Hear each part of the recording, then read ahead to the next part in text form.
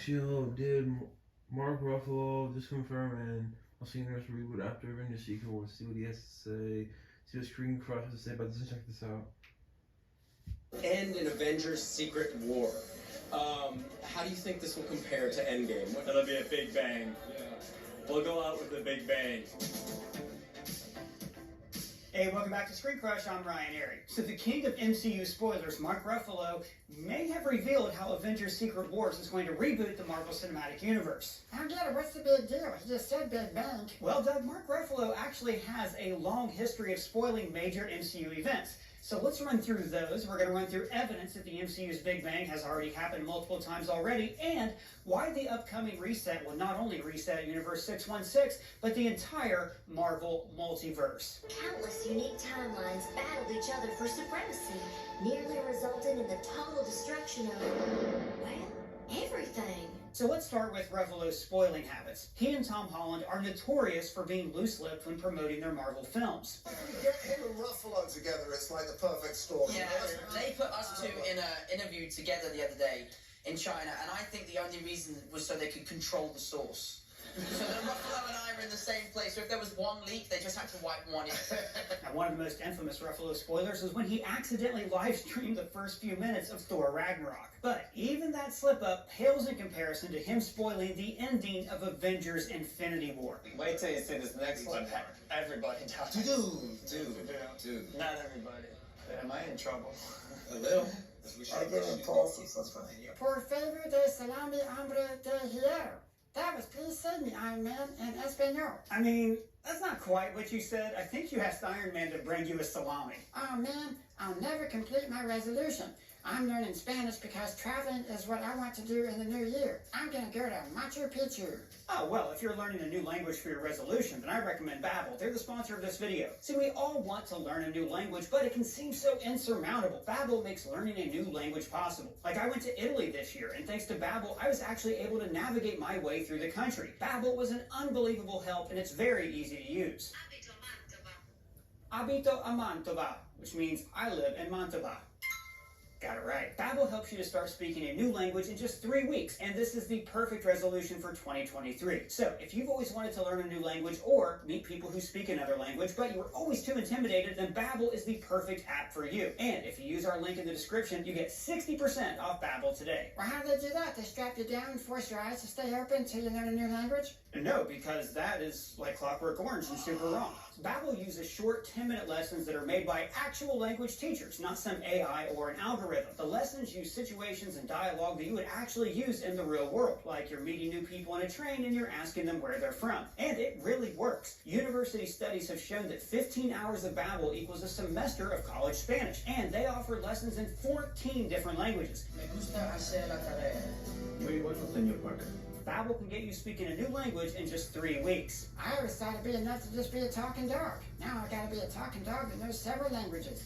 That's right. Babbel has a few different subscriptions to choose from, including a lifetime subscription. So guys, if you're interested in learning a new language, this is a great opportunity to try it out. Click our link in the description to get 60% off Babbel today. Now back to what I was saying. We think we may have found yet another slip-up. At the She-Hulk premiere, Ruffalo had this to say when asked about the upcoming Secret Wars film. Kevin has obviously revealed that all this is going to kind of end in Avengers Secret War.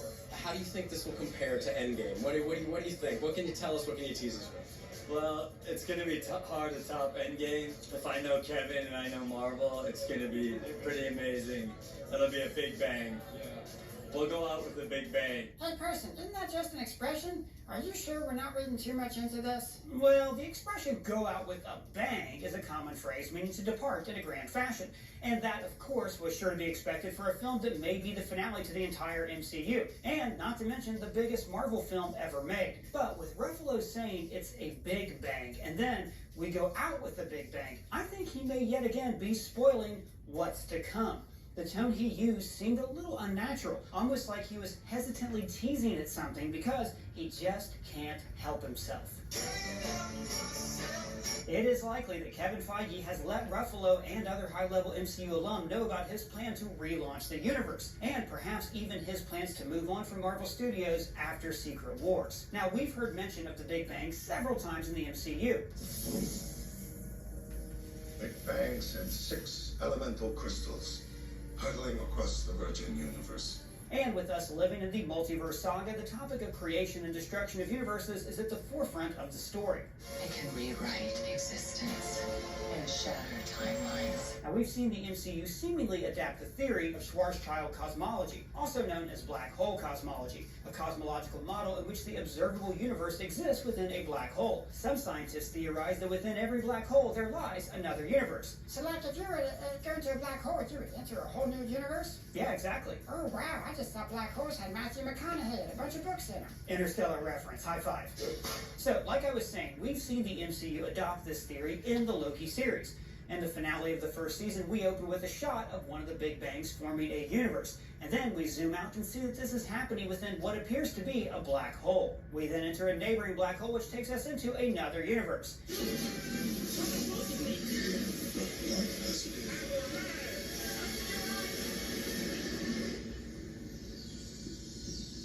So what's the deal with that? Is the sacred timeline like inside that black hole? Well, the way it was depicted was a little confusing, but we actually asked Loki writer Michael Waldron how this works, and he confirmed it on ScreenCrush.com. The sacred timeline consists of all existing timelines, aka all existing universes. Each strand of time is its own universe flowing parallel to the others in a circular motion, thus making up the totality of the sacred timeline. But I thought the multiverse wasn't created until Sylvie killed He Who Remains. No, there's actually an existing multiverse within the sacred timeline that was designed by He Who Remains. A multiverse that does not allow for the existence of any Kang variants. A multiverse with parallel universes that travel alongside one another, but not a multiverse that can expand. It is contained, meaning that the sacred timeline includes many universes, such as the mainline MCU, which is Universe 616. It also has the Tobey Maguire and Andrew Garfield Spider-Man universes, and the various other timelines that we saw in the show Loki, like one, for instance, where Loki was born as a woman. So the TVA only prunes timelines that would lead to a variant of He Who Remains becoming Kang the Conqueror. Exactly. So, with each strand of the sacred timeline being a universe of its own, this shot demonstrated us entering a strand of time or a universe. Remember, in the MCU, timelines and universes are essentially the same thing. Time merely represents the fourth dimension of any particular universe. This means that the sacred timeline is not within the black hole, but that the black hole is within the sacred timeline. And when we arrive at the shot of the Citadel at the end of time, it's almost as if we've broken through the walls of reality to another plane of existence. A plane of existence where all time is occurring at once and can be observed at once. Like the scene selection menu on a DVD. Yeah, that's actually a great example. When you select the scene selection menu on a DVD, you can see all the scenes from the movie playing out at once, and you have the ability to view any scene from that movie. So, with the sacred timeline being a circular timeline, sort of like a DVD, that means that this same thing happens again and again and again. It happens again and again and again because it's supposed to, because it has to. This means that chronologically the beginning of time occurs right after the end of time. So it could be theorized that the end of time and the destruction of the universe is what caused the Big Bang to begin with, which then creates the universe and the beginning of time all over again. And again and again. This is a theory known as the Big Crunch. The Big Crunch theorizes that the ever-expanding universe stops expanding outwards and instead reverses the expansion inward, causing the universe to recollapse on itself. This huge amount of energy collapsing in on itself then creates such a dense amount of energy in a single space that it would cause a Big Bang. Yes, a Big Bang recreating the universe, making it expand billions of light years and then eventually repeating that cycle of collapsing on itself and exploding again. Now, this theory applies solely to individual universes, but what if it occurred on an even bigger scale? A Big Bang that created the entire multiverse. What if the multiversal war we heard mentioned in Loki? Long ago, there was a vast multiversal war. Countless unique timelines battled each other for supremacy. What if that war causes incursions throughout the entirety of the multiverse? An incursion occurs when the boundary between two universes erodes, destroying one or both entirely. We can see in the Ms. Minutes TVA video that universes are crashing into one another. So if the multiversal war results in every universe colliding with one another, causing what looks like a Big Bang, that would perfectly parallel the Big Crunch theory. Every universe from an expansive multiverse colliding would create a massive amount of energy in a single space. This could then create a giant explosion, or Big Bang, if you will. A Big Bang that would destroy all the universes and then start the entire process over again. And again, Meaning that the multiversal war mentioned by Ms. Minutes could be part of He Who Remains' ultimate plan. Sylvie stabbing He Who Remains and the sacred timeline breaking into chaos could be a necessary constant. So is He Who Remains just putting on a show the whole time? He didn't actually want Sylvie and Loki to take his place? And he wanted Sylvie to kill him? Exactly. I mean, Loki and Sylvie meeting He Who Remains at the Citadel could be an event that has occurred multiple times. It could all be a part of He Who Remains' plan. He himself said, Every step you took to get here, I paved the road. You just walked down it. Now, this doesn't mean that Loki and Sylvie couldn't have made a different choice. Perhaps they really did have the free will to decide who takes over. But He Who Remains' predetermined path could be designed to always push Sylvie to make the choice to kill him. Miss Lisa? Now, this is likely in reference to the evil king variants that come along following his death. But what if he meant that he'll soon be right back in this situation, face to face with another Sylvie all over again? Start another multiversal war, and I just end up right back here anyways. It wouldn't surprise me if we saw this same scene play out again, this time with a different result. Instead of the sacred timeline being destroyed and then eventually reformed, we could see a new universe or a new multiverse being born. A similar event occurred in the 2015 Secret Wars comics.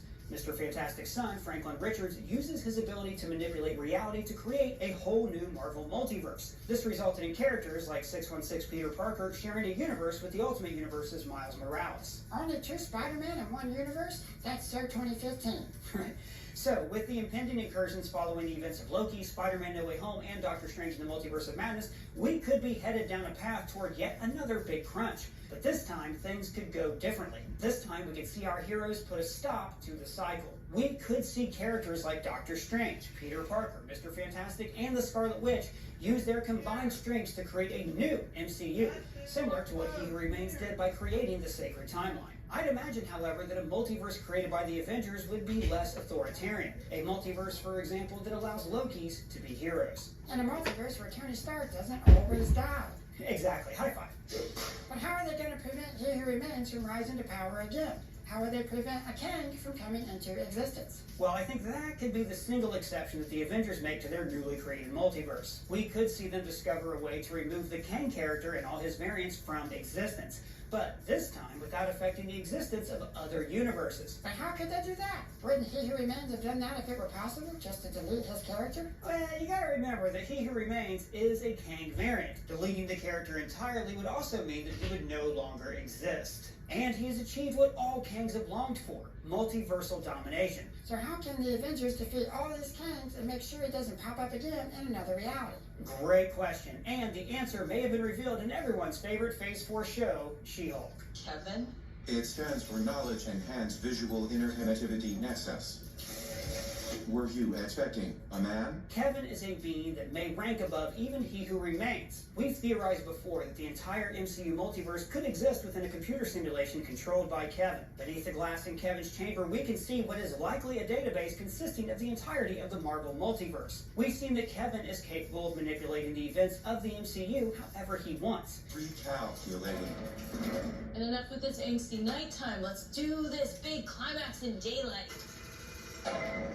So, theoretically, Kevin would be able to delete Kang from the simulation, making it to where the character can't return because the data no longer exists. But do you really think they're going to bring Kevin into Secret Wars? Doesn't he really only work in a meta show like She-Hulk? Alright, now I agree that Kevin would feel a little out of place in a film like Secret Wars, but I can't see the MCU introducing such a reality-shattering concept as Kevin without plans for him to come back into play. I wouldn't put it past Marvel to have their fourth wall-breaking characters like She-Hulk and Deadpool leave the Avengers to Kevin. Kevin and his database are really the only thing that can give the heroes an upper hand on Kang. Maybe we could even see Kang follow the Avengers to our world where Kevin exists. We could even see a heartbreaking scene where Kang brutally kills Kevin. Or like Reboot and Flubber. Yeah, we both.